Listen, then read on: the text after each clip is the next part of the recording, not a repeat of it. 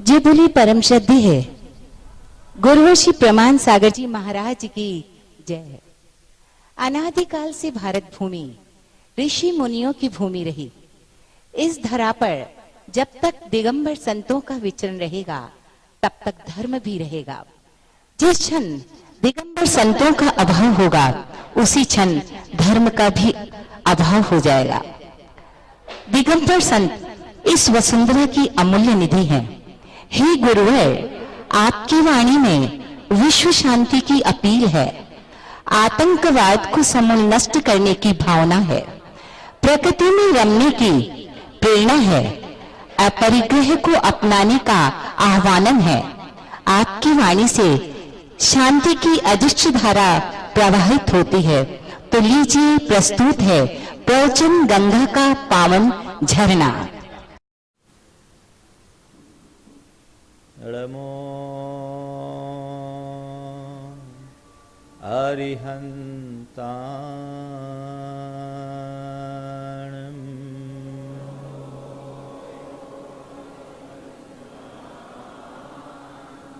नमो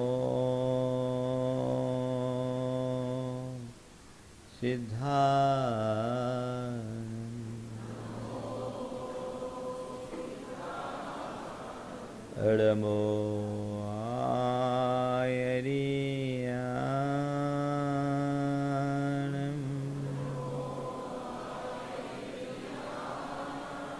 नमो उवझायां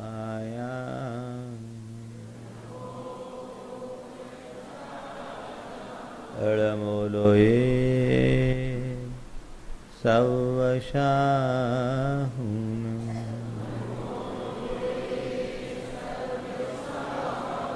एसो पंचीनमुयारो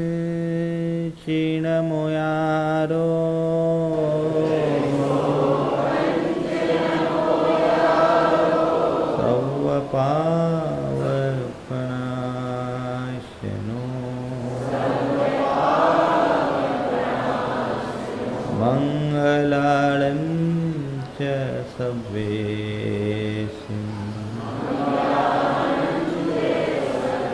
परमं हो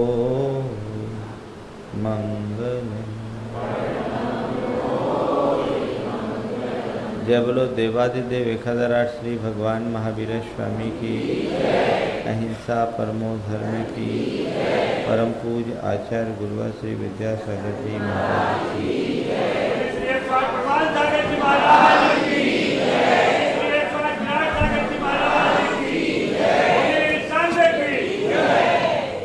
बातें जीवन की है, जीने की है।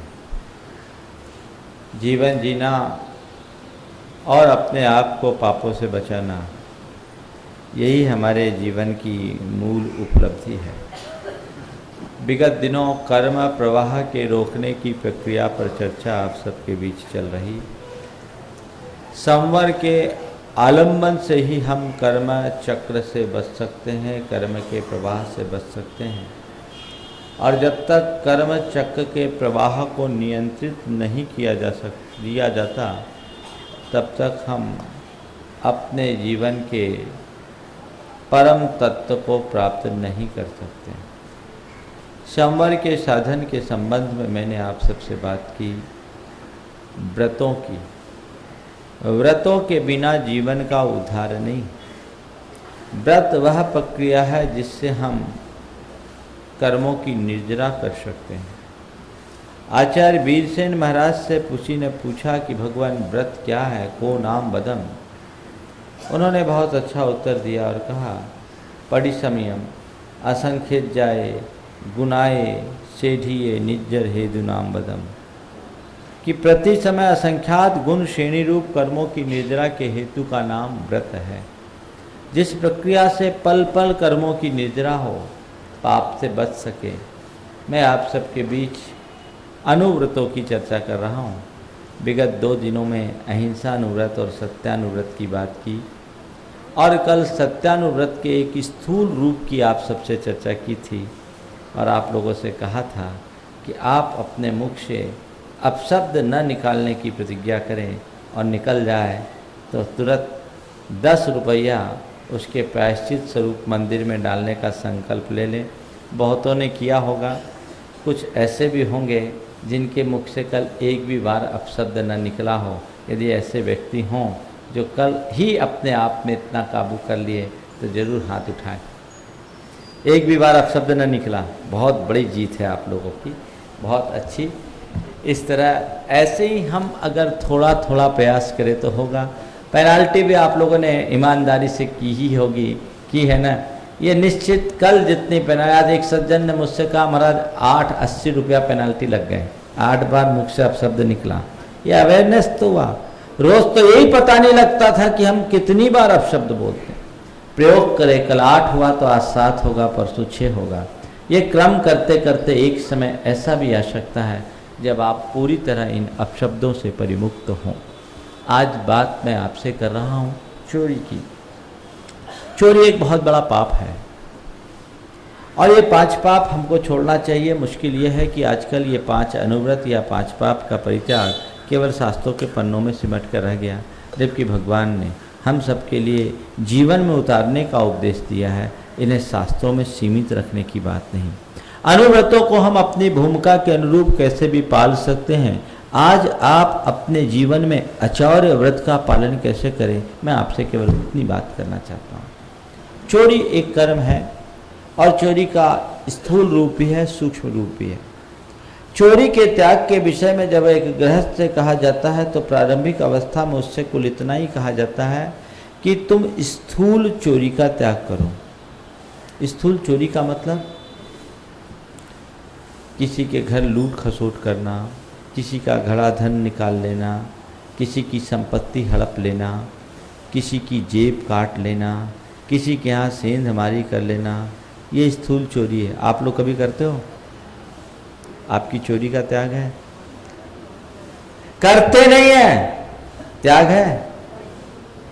आप प्रथम चरण में उस चोरी का त्याग करो जिससे आपकी प्रामाणिकता खंडित होती हो, जिसके कारण लोगों का आपसे विश्वास हटता हो और जो अनैतिकता की श्रेणी में आने वाला कर्म है, ऐसे चोरी के कर्म का त्याग आप कर सकते हैं।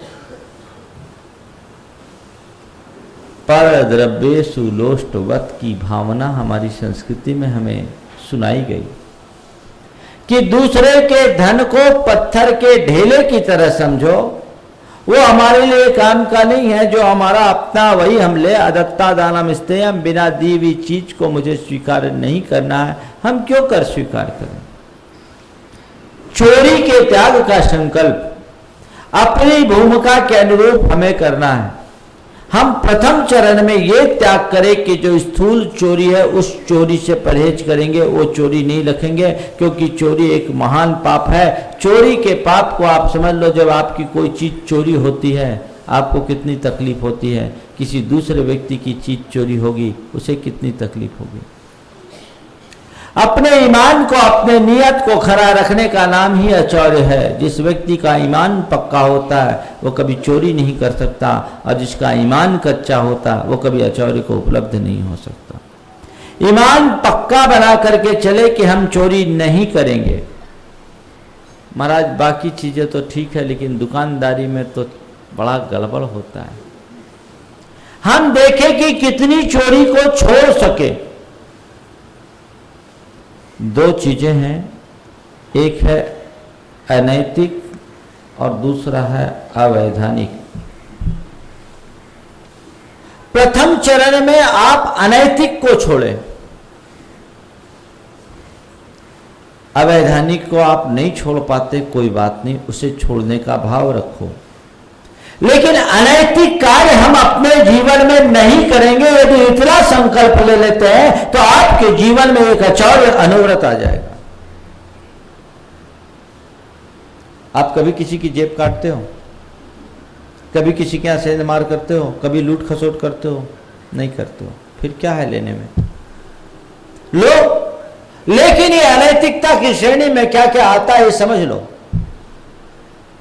दूसरों का धन हड़पना, किसी के भूमि भवन में अवैध संपत्ति पर अवैध कब्जा जमाना, किसी की अमानत में खयानत कर देना, मिलावट कर देना, नाप तौल में कमती बढ़ती कर लेना, ये सब अनैतिकता की श्रेणी में आते हैं। इन्हें तो आप बंद कर सकते हो। नंबर 2 अवैधानिक है। सुनो, अनैतिक और अवैधानिक बता रहा हूं। टैक्स और ड्यूटी की चोरी अवैधानिक है, लेकिन ये अनैतिक है, ये और बड़ा पाप है। वो तो केवल राजकीय नियम का उल्लंघन है, ये मानवता का उल्लंघन है। 5 अतिचार बताए हैं चौर्य व्रत के। चौर प्रयोग, चौरार्थ आदान, विलोप और हीनादिक विनिमान और प्रतिरूपक व्यवहार। समझिए क्या है। किसी की चोरी के लिए प्रेरणा देना, चोरी की योजना बनाना, चोरों को प्रोत्साहित करना। जीवन में कभी मत करना। अगर चक्कर में फंस गए तो बड़ी बुरी हालत हो जाएगी। मैं एक ऐसे उद्योगपति को जानता हूं जो कहीं लालच में पड़ करके नंबर 2 का एक गाड़ी माल अपनी फैक्ट्री में खरीदवा लिया, चौरार्थ आदान खरीदवा लिया, हालत खराब हो गई। पूरी इज्जत, पूरी साख मिट्टी में मिल गई थोड़े से लालच में। चोरी के लिए योजना बनाना, चोरी की प्रेरणा देना, चोरों को प्रोत्साहित करना, ये आज के बाद कभी नहीं करेंगे। संकल्प ले लो। कोई भी गलत कार्य करेगा उसके लिए मेरा अपना कोई प्रोत्साहन नहीं, और चोरी का माल किसी हालत में खरीदेंगे नहीं। जब कोई चोरी का माल बाजार में आता है, आपका पल में मन बन जाता है लेने में। चलो सस्ता मिल रहा है, ले लें। क्यों ले? ये हमारे जमीर के विरुद्ध है, ये हमारे ईमान के विरुद्ध है। ऐसा हम काम क्यों करें? किसी न किसी की ये चोरी की चीज हमको फ्री में भी मिलेगी तो हम नहीं लेंगे। लेकिन मनुष्य के चित्त पर जब लालच हावी हो जाता है, तब सब विवेक लुंठित हो जाता है। कुछ सोचता ही नहीं, वो करने को तत्पर हो जाता है। चलो ठीक है, सस्ता है, ले लो। ध्यान रखना, चीजों से भी चीजें सस्ती महंगी हो सकती है, आत्मा तो उससे ऊपर है। ऐसा कार्य आज के बाद हम कभी नहीं करेंगे। चोरी की चीज हम अपने जीवन में कभी नहीं खरीदेंगे। ये अनैतिक कार्य आज से तय कर लीजिए। फ्री में मिलेगा तो भी हम चोरी का माल नहीं खरीदेंगे। एक व्यक्ति मेरे संपर्क में है, चोरी का माल खरीदने के बाद कैसा चक्कर में पड़ता है मैं बताऊं। साहूकारी का काम था और जेवर जाति भी खरीदना बेचना का काम था, लाइसेंस ही था। एक किसान अपनी भाभी की हत्या किया और उसके सारे जेवर बेचने आया। वो आदमी को लगा कि ये बड़ा खेती वाला किसान है, 150 एकड़ की इसकी खेती है, जेवर में जरूरत होगी, बेच रहा है। उसको कुछ संशय नहीं रहा, वो जेवर खरीद लिया। अब बाद में मालूम पड़ा कि अपनी भाभी की हत्या करके वही जेवर बेचा है। वो तो पकड़ा गया, उसने बोला इसको बेचा है। अब ये भी चक्कर में फंस गया, इसको सरकारी गवाह बनना पड़ा। लाइसेंसी था तो बच गया, सरकारी गवाह बनना पड़ा। और कहा महाराज क्या बताऊं, 3 साल हो गए, हर महीने हमको जिला मुख्यालय में 150 किलोमीटर जाना पड़ता और सुबह से शाम का टाइम खराब होता है। आज से हमने तय कर लिया उस घटना के बाद से कि जिसके बारे में मुझे जब तक पुख्ता जानकारी नहीं होगी ऐसा माल खरीदेंगे। बोले जितना फायदा हुआ उससे ज्यादा नुकसान। दूसरे को और बड़े बड़े झमेले भी पड़ सकते हैं। चोरी का माल नहीं खरीदेंगे, मिलावट नहीं करेंगे। मिलावट का काम कहते हैं आजकल जहर भी शुद्ध नहीं मिलता। दवाई जैसी चीजों में भी मिलावट, जो जीवन रक्षक चीजें हैं उसमें भी मिलावट। यह कितनी अनैतिकता का कार्य। एक व्यंग्यकार ने लिखा कि आप बीमार पड़ो तो डॉक्टर को दिखाओ, इसलिए कि डॉक्टर जी सके। आप बीमार पड़ो तो डॉक्टर को दिखाओ, इसलिए कि डॉक्टर जी सके। डॉक्टर जो दवाई दे उसे खरीदो, इसलिए कि दवाई बनाने वाले और बेचने वाले जी सके। आप बीमार पड़ो तो डॉक्टर को दिखाओ, इसलिए कि डॉक्टर जी सके। डॉक्टर जो दवाई दे उसे खरीदो ताकि इसलिए कि दवाई निर्माता और विक्रेता जी सके। और जो आप दवाई खरीदो उसे आप मत खाओ, इसलिए कि आप जी सको। अनैतिकता का चरम नहीं। इस तरह के कृत्य को तो हमें संकल्प पूर्वक त्यागना चाहिए, जैनत्व की कसौटी के विरुद्ध है। डंडी मारना, नाप तौल में कमती बढ़ती करना, थोड़ी थोड़े में लोग कर लेते हैं, गलत बात। व्यापार तुम कर रहे हो, कमाने के लिए व्यापार कर रहे हो, लेकिन वहां अगर तुम्हारी प्रामाणिकता खंडित हो रही है तो तुम सही व्यापार नहीं कर रहे। हमारे यहां आजीविका की ही बात नहीं कही गई, सम्यक आजीविका की बात की गई। किसकी बात की गई? सम्यक आजीविका, सही आजीविका, ऐसी आजीविका जिसमें किसी प्रकार का शोषण ना होता हो, जिसमें किसी प्रकार की हिंसा ना होती हो, जिसमें किसी प्रकार की अनैतिकता ना होती हो, वो आजीविका सम्यक आजीविका है। आपकी आजीविका की श्रेणी क्या है, आप तय करो। इसे हम दूर करें। किसी के भूमि भवन आदि पर अवैध कब्जा जीवन में कभी नहीं करेंगे। आप कर सकते हो? किसी के मकान में जब जरूरत पड़ती है आदमी किराए से घुस जाता है, जो 25 वर्ष 50 वर्ष पहले किराएदार बन करके गया है, खाली करने को मन राजी होता है? हाँ?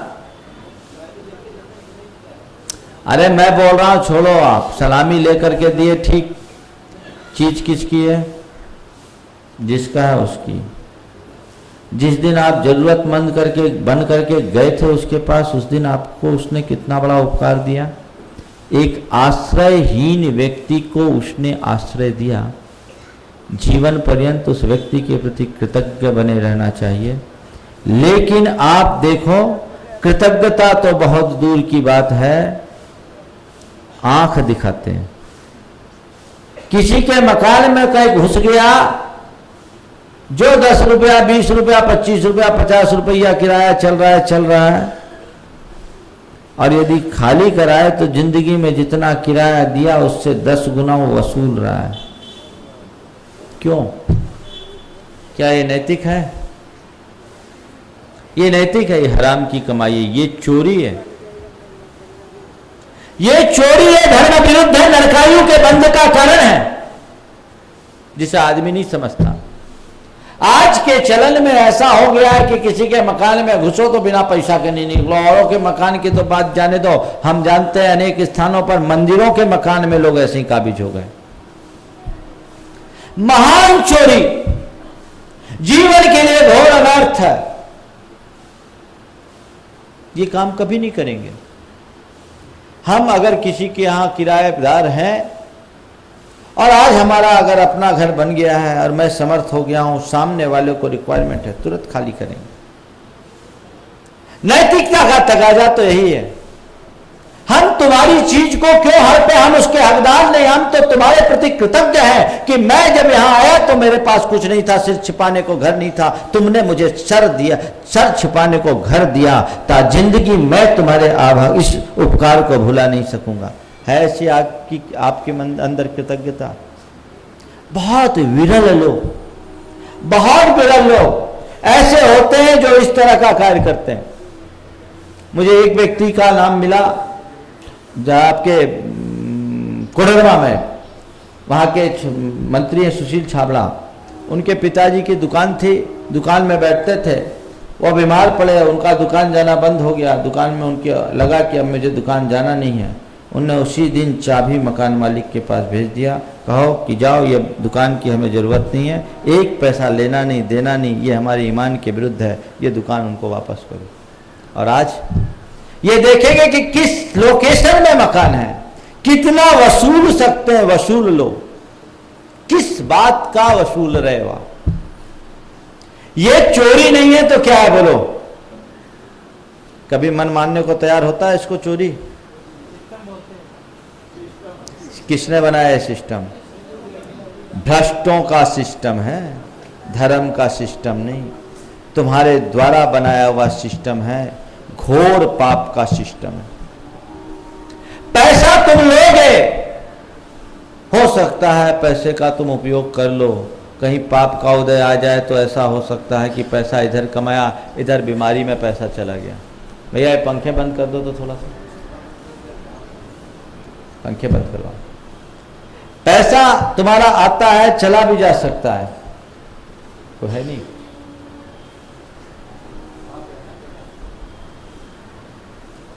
मैं आप सबसे कह रहा था,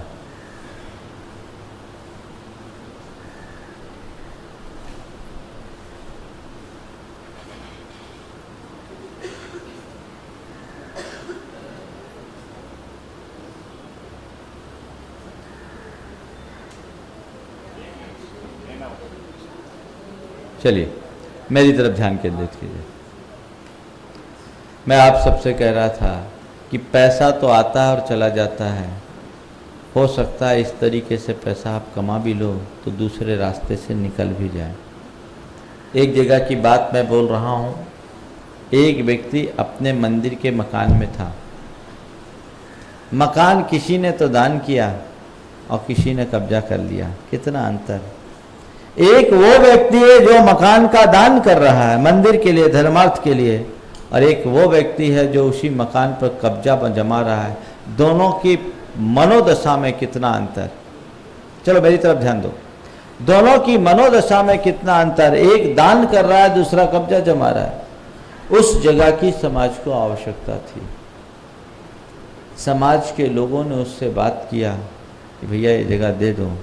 पहले आनाकानी किया, लेकिन देखो दुर्बुद्धि, बाद में 12 लाख रुपया लेकर वो मकान छोड़ा।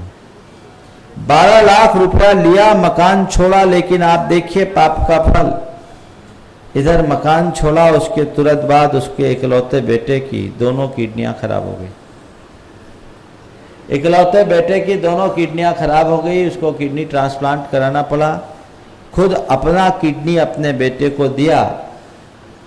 पैसा भी लग गया लाखों रुपया। बाद में 6 महीने बाद ये बेटा भी चल बसा। बेटा भी नहीं रह पाया। एक ही बेटा था, बेटा भी चला गया और खुद की अपनी एक किडनी भी खो दी। जिंदगी बर्बाद हो गई। 12 लाख रुपया क्या कमाया, उससे ज़्यादा सब कुछ गंवा दिया। जीवन में कभी भी कुछ हो सकता है। पैसा जब सही रास्ते से आता है तो सुख देता है, और पैसा जब गलत रास्ते से आता है तो सदैव दुखी बनाता है। ये बात ध्यान रखना। ये हो सकता है किसी को तुरंत और किसी को कुछ काल बाद, लेकिन असर पड़े बिना नहीं रहता। अनैतिक कार्य हम अपने जीवन में नहीं करेंगे। मंदिरों की संपत्ति का निजी अर्थ में उपभोग तो बहुत बड़ा पाप बताया। इसे निर्माल्य कहा है, और निर्माल्य को कभी भी निजमाल बनाने की कोशिश मत करना। ये निर्माल्य है, इसे निजमाल मत बनाना। आचार्य कुंद ने लिखा है कि इस तरह के देव द्रव्य का उपभोग करना महान अनर्थ का कारण है। वे लिखते हैं, जिन्नत धार परित था जिन पूजा बंधन निमित्त विशेष धनम, जो भुंजई सो भुंजई नहीं गई ये सुईरम दुखम, पुत्र कलत्त विदुरो दारिद्रो पंगु मूक बहिरंधो, चांडालादि कुजा दो जिन पूजादि दब्ब हरो। जीर्णोद्धार का पदार्थ, जिनेंद्र भगवान की पूजा आदि के निमित्त जो अर्पित विशेष धन है, जो भुंजई सो भुंजई, इसका जो भोग करता है, सो भुंजई निरी गई ये सुईरम दुखम, नरक गति में चिरकाल तक दुख भोगता है। वहां से निकले तो पुत्र कलत्र से रहित होता है, दरिद्री होता है, पंगु होता है, मूक होता है, बहिरा होता है, अंधा होता है। चांडाल आदि कुजातों कुजाति में जन्म लेता है। कौन? जिन पूजा ने दब्बहरो, जिनेंद्र भगवान की पूजा आदि के द्रव्य का हरण करने वाले। आपको होश है? ये आप क्या कर रहे हैं? आज के इस लचर कानून व्यवस्था का लाभ उठाकर, आज के इस बिगड़ी हुई व्यवस्था का फायदा उठाकर, या आज अपनी दबंगिता का लाभ उठाकर आप पैसा भले जोड़ सकते हो, लेकिन पाप से अपने आप को नहीं बचा सकते। ये एक बहुत बड़ी चोरी है, और ऐसी चोरी का प्रतिज्ञापूर्वक त्याग होना चाहिए। ऐसी चोरी का प्रतिज्ञापूर्वक त्याग होना चाहिए। आपका ईमान बोलता है कि नहीं, मैं ये रुपया, 1 रुपया नहीं ले सकता, उसे हराम मानता हूं। इस पर मेरा हक नहीं बनता, मेरी कमाई का पैसा लेने का ही मुझे अधिकार है, हराम की कमाई में अपने घर क्यों लाऊं। शायद ही कोई आज इक्का दुक्का उदाहरण ऐसा मिलते हैं।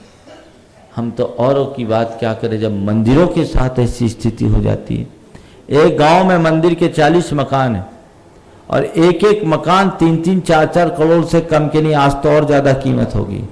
वो सारे जैनियों ने मकान को किराए में ले रखा है। और आपको क्या बताऊं, जब भाइयों में सेपरेशन हुआ तो सेपरेशन माल भी उठा रखा। मंदिर को 30 रुपया देते हैं, दरवाजे पर बैठे दर्जी से 300 रुपया लेते हैं। ये क्या कर रहे हैं? ऐसे व्यक्ति का दान धर्म सार्थक होगा क्या? वो अपने दुर्गति का बीज बो रहे हैं। ऐसा सब जगह होगा, तुम्हारे यहां भी होगा, कोई अपवाद नहीं है। वो संपत्ति दिखने लगती है जबकि उसे देव द्रव्य समझना चाहिए, उसे निर्माल्य समझना चाहिए। वो संपत्ति नहीं, ये भगवान के लिए समर्पित संपत्ति देव द्रव्य।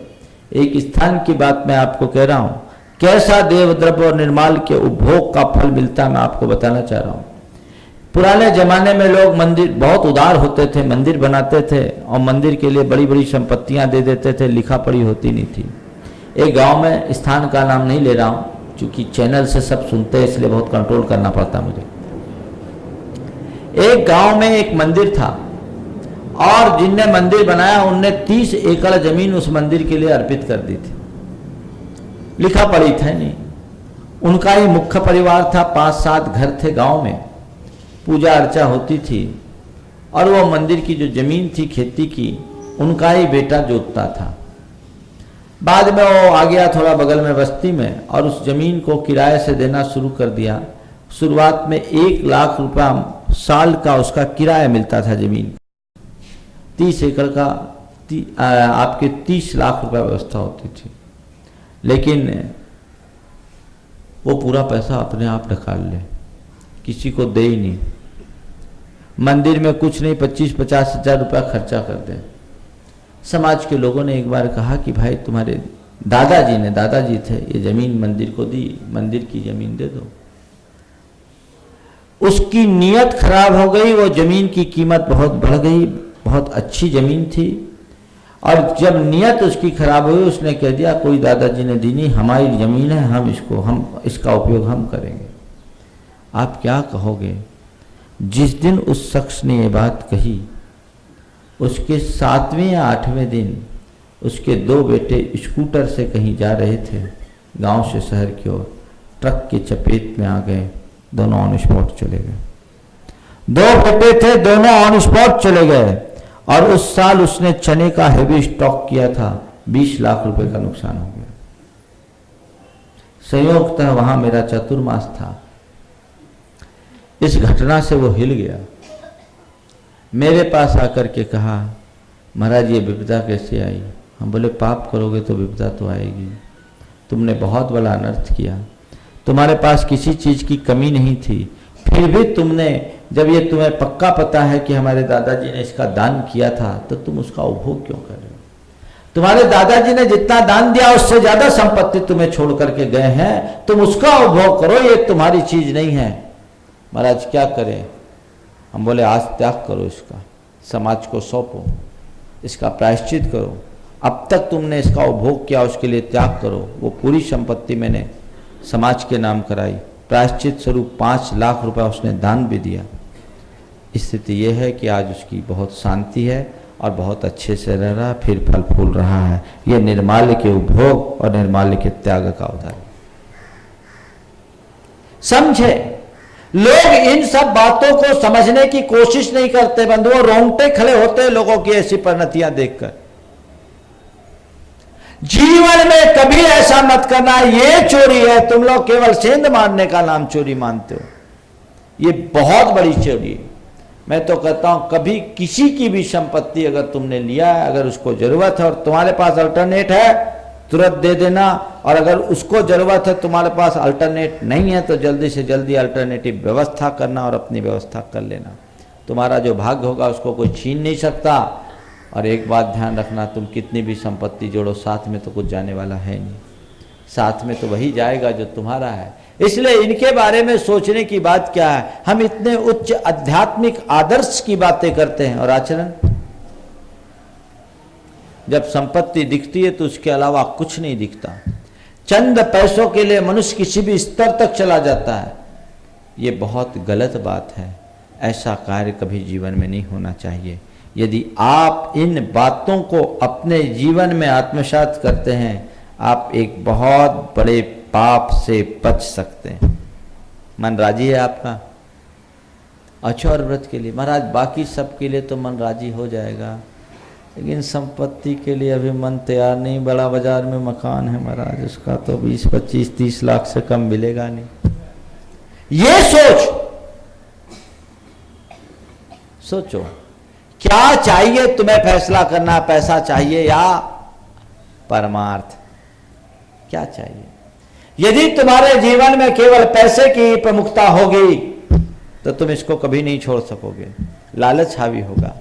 और यदि तुम्हें अपने जीवन में अपने ईमान की, अपनी नैतिकता के प्रति प्रतिबद्धता होगी, तुम उसे लात मार दोगे, स्वीकार ही नहीं करोगे, नहीं हमको ऐसी चीज नहीं चाहिए।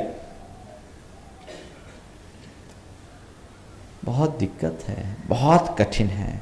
ये परिग्रह की आसक्ति, ये पैसे की आसक्ति मनुष्य को कहीं की नहीं छोड़ती, कहीं का नहीं छोड़ती। अपनी धारा को मोड़ने का प्रयास करे। अचौर्यानुव्रत, उच्च स्तरीय अचौर्यानुव्रत का जब पालन करोगे सो करोगे, कम से कम ऐसा तो करो। मैं ऐसे ऐसे लोगों को जानता हूँ जो बहुत साधारण परिस्थिति के आदमी हैं, लेकिन अपने ईमान में व्यक्ति की लाखों की चीज़ें हाथ में आई और उसे वैसे का वैसा पहुंचा दिया। ईमान नहीं खोता। ईमान किसका खोता है बताऊं? जिनके पास ज़्यादा होता है, जल्दी मन चल जाता है।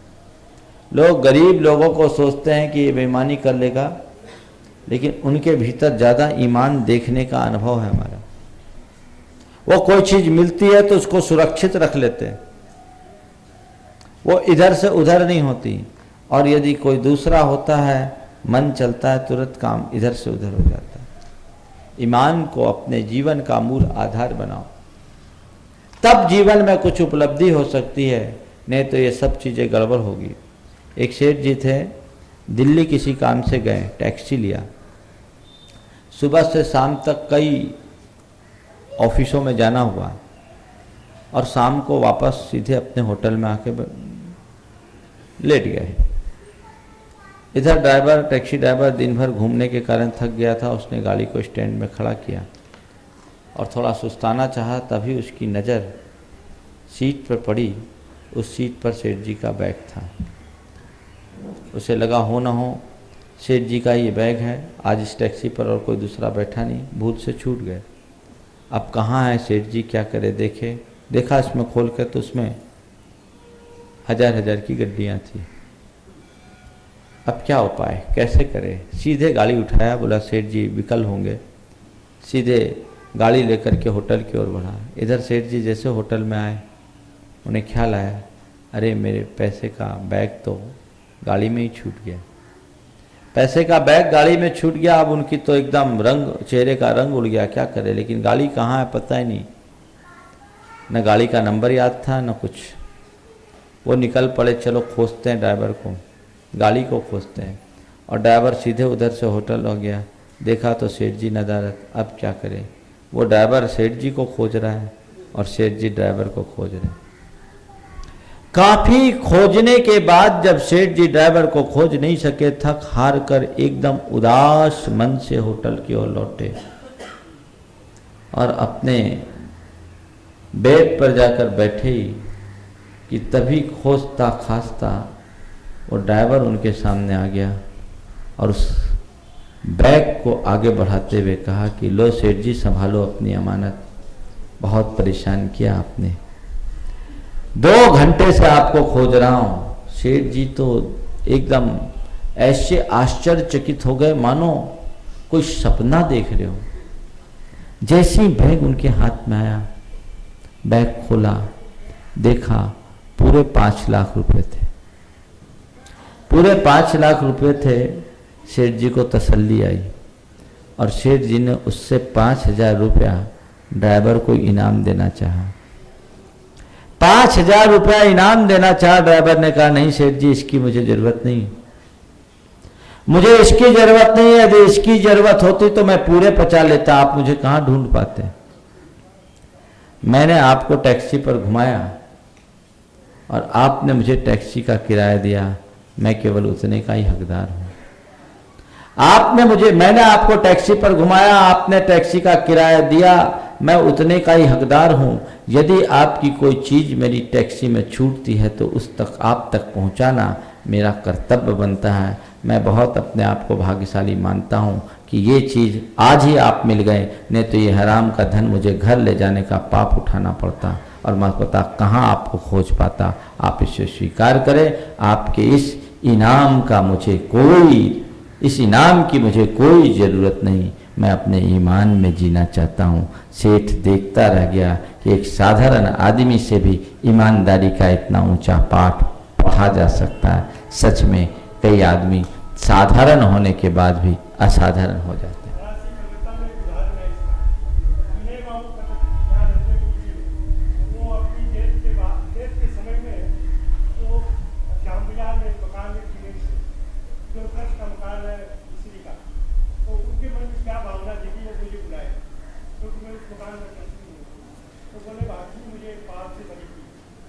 मरने के 5 दिन पहले और उसी मकान में रहते हैं, उनके परिवार वाले यहाँ है, तो वो बुला के आज क्योंकि ये बात आज थी है तो कहना जरूरी कि उस आदमी ने इतना बड़ा समर्थन किया, वो बुलाया कि इतना तो मेरा भाड़ा बाकी है, ये भाड़ा लीजिए और ऊपर से मुझे इस बात से बड़ी करना है। उस के मकान जो था तो मुझे 50,000 इतना दिए वो, और बोले ये मकान की चाबी ली और पूरा कल्ला उनके हाथ में था चाबी और उन्होंने चाबी दी और उसके 5-7 दिन बाद।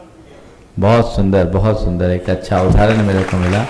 ये मैं दोहरा देता हूँ, भागचंद जी माइक से नहीं बोले पूरी बात, ये तो माइक से बोलने लायक है, आप आकर के बोल दीजिए ताकि दूसरे लोग भी इस बात को सुन ले। मैं अपनी बात को पूरी करूँ। ये एक बहुत अच्छी मिसाल यहाँ पर अभी उन्होंने प्रस्तुत की जो मेरी दृष्टि में अभी आई, इस समय दृष्टि में नहीं थी। ये बातें लोगों को एक प्रेरणा है लेनी चाहिए। जिस व्यक्ति ने एक किसी ट्रस्ट की संपत्ति का उपयोग किया और उस संपत्ति का उपयोग करने के बाद, देख ले भैया इनकी बात कवर कर लो ताकि देश के लोग प्रेरणा ले सके। 1 मिनट में पूरी भूमिका स्पष्ट कर दूं कि किसी ट्रस्ट की संपत्ति का कोई उपयोग करे और उसे इस चीज का एहसास हो कि मुझे अब इसकी जरूरत नहीं है और ट्रस्टी को बुला करके उसे हैंड ओवर करे और साथ में दान भी दे, ये एक बहुत अनुकरणीय उदाहरण है और ऐसे लोग ही सदगति के पात्र बनते हैं। निश्चित उन्होंने एक बहुत प्रशंसनीय किया। भागचंद जी साहब इस बात को सबको जानकारी दीजिए। यहाँ विनय बाबू के नाम से आप लोग सब जानते होंगे। विनय बाबू जब पीछे रहते थे प्रशांत बाबू के पिताजी, प्रशांत बाबू पीछे रहते हैं।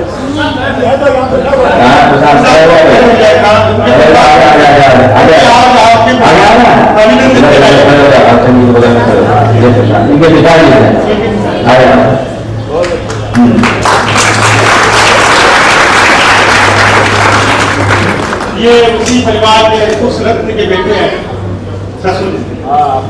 तो विनय बाबू श्याम बाजार में ट्रस्ट का मकान है जिसकी पटना संतोष कुमार, तो वो ट्रस्ट का मकान किसी पटना वालों ने यहाँ दिया था ट्रस्ट बना के और 60-70 वर्षों से वो ट्रस्ट के अंतर्गत चल रहा था और उसका भाड़ा जाता था हिस्ट्री में। और मुझे मालूम नहीं था विनय बाबू उसके लिए कोई जमाने में रहे होंगे और थे, उनके पास पूरा तल्ला था। तो अभी कितने वर्ष पहले की बात है, तो वो 10 साल पहले काफी बीमार चल रहे थे। तो एक बार उनके मन में विचार आया और विचार वो मुझे कई बार बोले, खबर करवाए कि मुझे आपसे मिलना है, आप एक बार आए। मैंने देखा ऐसी कोई उस मकान में कोई भाड़ा सबके देने की बात होगी तो मैं मिला नहीं। फिर उनका काफी प्रेशर से मेरे पास फोन आया तो मैं उनके पास मिलने गया। तो उन्होंने चाबी दी और रुपया निकाला। बोले वाची आप देखिए कितना रुपया मेरा भाड़ा बाकी है इस मकान का। हम बोले हमारे पास तो हिसाब किताब में कोई 1.5 साल 2 साल का बाकी होगा। तो बोले कि ये भाड़ा कीजिए करना है और मैं जो आज तक इस मकान को होगा मैं अपनी सामर्थ्य के हिसाब से ये 50,000 रुपया देता हूँ कि आप वर्णी जी के आश्रम में भेज दीजिए और ये चाबी लीजिए और पूरा कल्ला के आप चाबी लीजिए और मुझे इस बात से करीब कीजिए। उन्होंने, और उसके कुछ दिन बाद 5 दिन बाद ही उनकी डेथ हो गई। ये काम क्योंकि समाज को मालूम नहीं था, आज ये बात कहने की, क्योंकि ये प्रसंग चला तब मुझे ये कहना पड़ा कि ऐसे व्यक्ति महाराज से बोलते भारतवर्ष में ऐसे व्यक्ति हमारे कलकत्ता में भी है।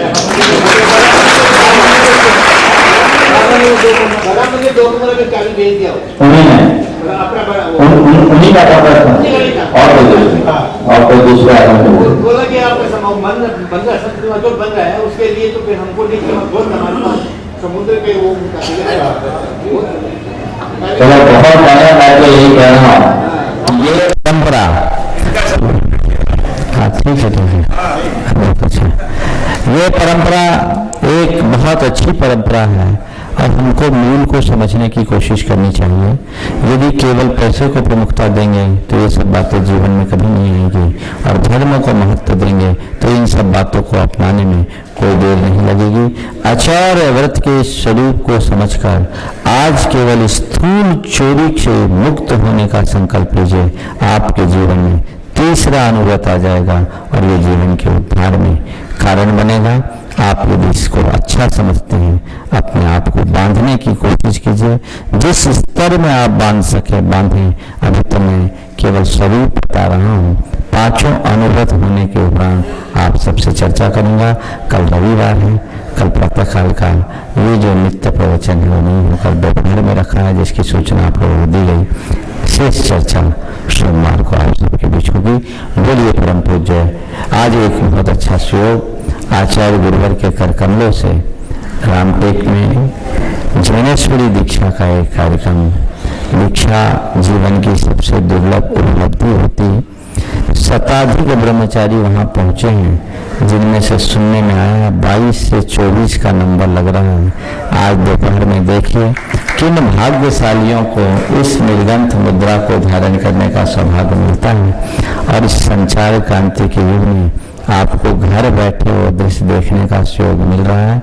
आज दोपहर में जो भी अपने घर में पारस चैनल से जुड़े हुए हैं वो इस दृश्य को जरूर देखें, ताकि आपके भीतर के चारित्र मोहिनी कर्म का क्षोभसम बढ़े और आपके जीवन में भी ऐसा सौभाग्य घट सके। बोलिए परम पूज्य आचार्य गुरु श्री विद्या।